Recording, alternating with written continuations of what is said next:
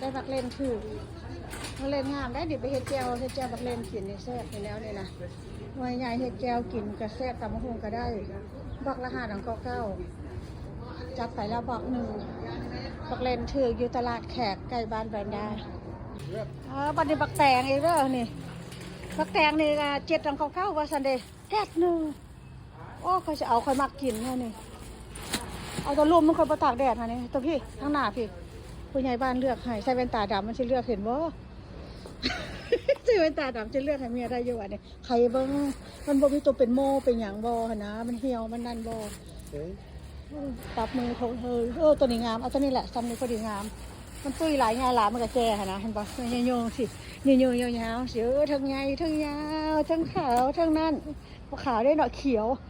โอ้ยไปปลูกกินให้มันเมื่อยเถอะซื้อ7ของเก้าบักนึงแม่เคยบ่มาบ่ให้แม่เคยซื้อเมื่อแก๊สนึง ขันมาเนี่ยมาแวะเอาแจ็คเก็ตนึงแม่เอ้ยเอาข้ามทะเลไปแคนาดาคุณโรด เดี๋ยวได้เท่ามักเลน8 ดอนก็ได้เป็นเต็มนึงธรรมดาขายเขาขายผ้า2 ดอน3 ดอนได้2 ดอนได้นี่ถึงสุด2 ดอนผ้านึง